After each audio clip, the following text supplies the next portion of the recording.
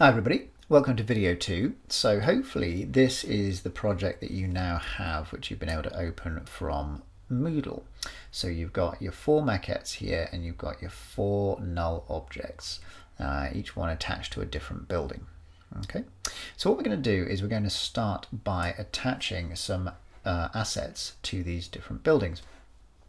So if you go into your tracking projects assets, actually some of the buildings aren't in there. I think some of them might be separate on Moodle, so it just depends on where you've downloaded them to. Anyway, so I know, for example, that building 2 and building 3 are here in my personal downloads, but you'll be able to find them wherever you've put them. So here's the first building then. I'm going to drag this down onto my timeline, and here's a building, as you can see, it's from Getty Images, and I've literally just sort of swiped it from Google. Okay, and what I'm going to do is I'm going to, using the wheel on my mouse or the trackpad, it's not a particularly high res image even, but that's less of an issue because we're going to be adding some blur effects to it anyway. But I wouldn't use this one as one of the foreground ones because it's you know, quite low res.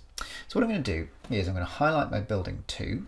Okay, in fact, actually, before I even start, I'm going to just right click on it and I'm going to rename it building 2 front. Okay, to distinguish it from building 2 side, which we'll be doing in a minute. So make sure building 2 front is highlighted. Then you're going to get your pen tool, okay, and we're going to just make a mask around this building. So I'm going to just mask around the sides. Remember, you hold down the space bar, you can move your image. So I'm going to just come into here, go up like so, things like that. Okay, you don't have to spend a huge amount of time on the detail of this because, as I say, a lot of this is going to be blurred out. Well, the whole building's going to be blurred, and so you're going to find that a lot of this detail will be lost anyway. So what we really want is just the sort of the elementary shape of the building, and that's what I'm going to do there. So you come back and you get that little circle next to your icon, and that means you've now masked your building. So I'm now going to zoom out. Okay, so there's my building. So what I'm going to do now is I'm going to open up the properties of building 2 front by opening up this little chevron here and transform. And I'm going to first of all scale this up, and I'm going to scale it up to the point where I think it kind of matches the maquette that I've got. It's not going to match perfectly, and then I can use my positioning to drag it into place. I'm going to scale it up a bit more, and so on and so on. Now, if you want to elongate it, because at the moment it's going to be sort of wider before it's tall, so you might want to make it slightly taller. I mean, it'll distort it obviously, but you can do that. What you need to do is just take this little constrain proportions button off on scale, so turn that off, and then that means that as you expand this one, you can expand the height of it. I can turn constrain proportions back on, and now it'll scale correctly. Okay, and I'm going to drag my position down, and that's roughly about right. Now the key with this, just for use later on, is to line it up as close as you can with the top corner of the maquette. I mean, the maquettes themselves aren't straight because they're only basic, but if you line each one up with the top corner, then you kind of know where you are in terms of visuals. Okay, as you shall see shortly. Right, so there's our first building. Okay, and I'm making sure that my playhead now is at the beginning of the clip, so it's lined up with that building. I'll just drop it down slightly. No, I'm just going to leave it there. And now what we're going to do, okay, is building 2 front. Can you see if you come across, then you've got your pick whip. If you can't see that, it might be that you've got, oh no, I suppose you normally can see it. This toggle switches and modes button just toggles different options for the clip. Okay, but normally I like to keep it on this mode because I've got my transfer modes here, my blend modes. Although we will need to use the other mode in a minute because we'll be turning these into 3D objects. But either way, you're going to take this thing, which is called a pick whip, and what it's going to do is it's going to parent that building 2 front to the null object that we created earlier. So you're going to parent it to building 2 because that's the one that it is. Drop it there, and so now it says parented to building 2 here. And if we now press spacebar, you should see that the building now goes wherever the tracking data for building 2 goes. That makes sense? Now, I'm not sure I quite like that because it has shifted slightly. So what I'm going to do is I'm going to bring this to the end, and I just want to move my position to like that and like that so that it matches my building. Okay, and it doesn't matter about position because I haven't got a stopwatch turned on or anything. I'm just moving the position, and then wherever I've selected its position to be, it will now move in relation to the tracking data that I created earlier. Okay, so far so good. So what we need to do now is we need to create the side of this building so it looks three-dimensional. Okay, so what we're going to do is we're going to move the playhead along to the end, and we're going to highlight building 2 front, and we're going to go Command D or right click and duplicate.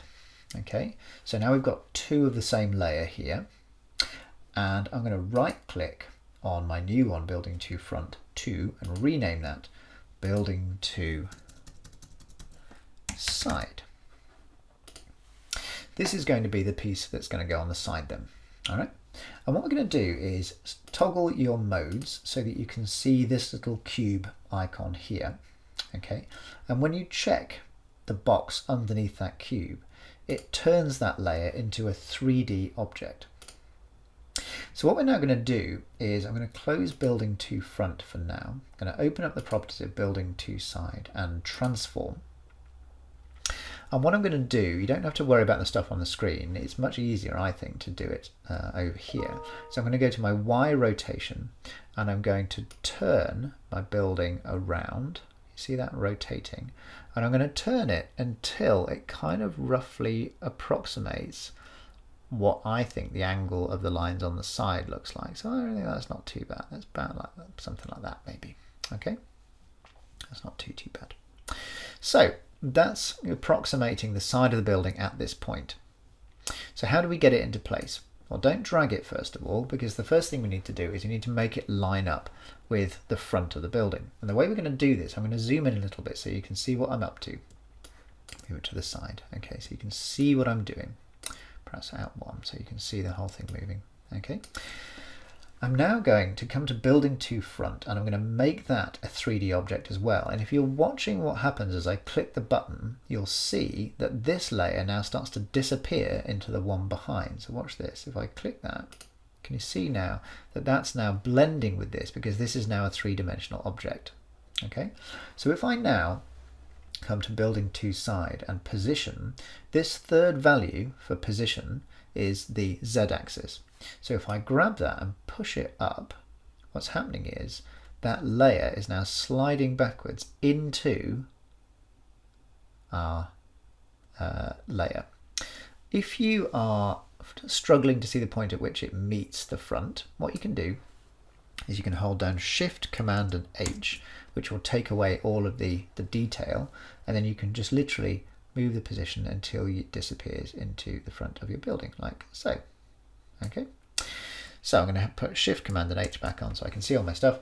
And now what I'm going to do is grab my first position tool, and I'm going to just drag that to the right, and that's going to bring my layer out like so, and I'm going to line it up at that top corner I was talking about earlier.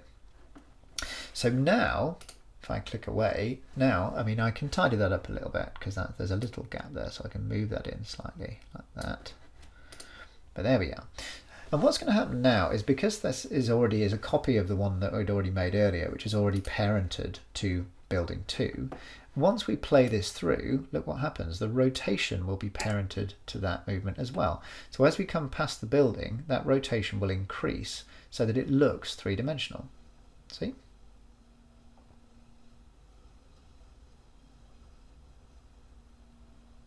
There we go.